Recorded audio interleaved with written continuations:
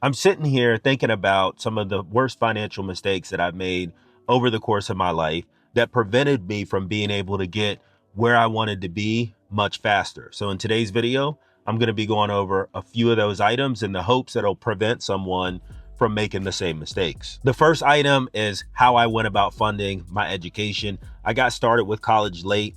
I didn't go at 18. I started at 20. I had a lot of stuff going on in my life that prevented me from starting right out of the gate. And I took out a lot of student loans for no reason.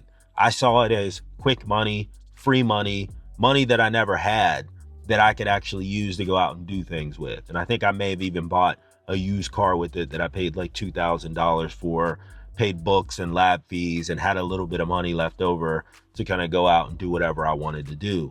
And that was one of the very first mistakes that I made because I put myself in much more debt than I needed to be in. Now, I didn't have a ton of student loans when I graduated, but it was enough. It was around $40,000 that I owed. And when I look at it by today's standards, that's not much. But back in the 2000s, it absolutely was. So the first mistake that I made was just taking out more than I needed in student loans, which ultimately caused me to have more to pay back once I graduated. The second issue, which is kind of attached to the first, is that I would have went to school at a junior college or a community college for my first 2 years, completed my electives, and then transferred to a traditional 4-year institution afterwards. Why?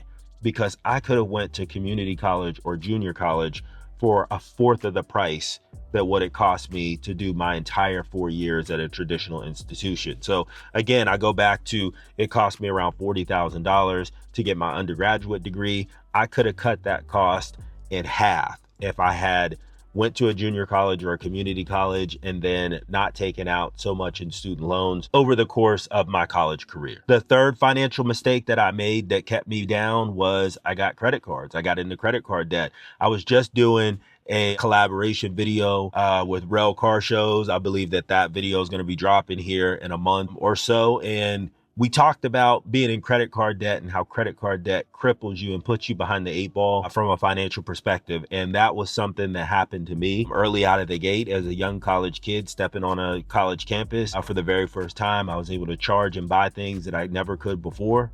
And it ultimately caused me some financial headaches through all the way throughout my 20s and into my 30s. The fourth financial issue, again, in my 20s, it seems like all the mistakes that I made were in my 20s into my early 30s, was getting in and out of cars every 12 to 18 months. I was buying cars, I was selling cars, I was underwater on every single one of them. I didn't know how to buy, I didn't know how to negotiate, I didn't know how much money to put down, and every single car that I purchased was an upgrade over the other, which meant that I was getting deeper and deeper in that financial hole, but I didn't care. I just wanted to ride nice. I wanted to ride clean, so it didn't matter. But it ultimately ended up being a financial issue for me through all of my 20s and through the early part of my 30s. The next mistake that I made was having too much money in a savings account. It wasn't even a high yield savings account. It was just a normal savings account that was paying probably 0.2% interest. I may be exaggerating a little, but not by much. But I had $30,000, $40,000 in a savings account. It was just sitting there. I had no idea what to do with my money, and I left it there for several years. And that cost me so much money because, as we know, inflation averaging between 3 and 4%, the value of my dollars were diminishing every single day. And at the end of every single year, my money that I had in that account didn't go as far as it did the year before. The next financial mistake that I made was waiting so long to start investing in my own brokerage account. I now have a daily investment challenge where I'm building out a portfolio on my channel, and I see so many young people commenting, saying they're in their early 20s, they're starting to invest. And I'm a little jealous of that because if they stay focused, by the time they get to my age, they're going to be so far ahead than all of their peers and everyone else, and they'll be setting themselves up to be able to do what they want to do. But I waited so long, and it was because, which is the next issue that I'll segue into, is I didn't have the financial education. I wasn't seeking financial education. I just thought that I could just live off of my 9 to 5, fund my 401k, and life would be good. That's your traditional advice that most people get. You get a job, a good job, you invest in your retirement account. You work until you're 65 and then you retire. And then the last 10 or 15 years of your life belong to you. And I reject that. That's not the life that I wanted. And I regret that I didn't start investing in a brokerage account much sooner than I actually did. The next financial mistake that I made was not leaving the first corporate job that I had soon enough. I stayed for around 11 years in my first real corporate job that I had. And when I look back, I realized that I cost myself a lot of money. I cost myself a lot of movement up the ladder because I stayed in a position way too long. See, I'm a firm believer of you stay in a position until you plateau. And if you have aspirations of climbing that corporate ladder, it makes so much sense to leave that company and go to another company. If you've been in corporate America, then you'll understand this example.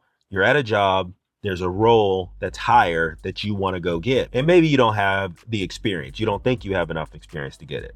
And then someone comes in from the outside, they get that job. You know, it's the first time that they've been in that type of role.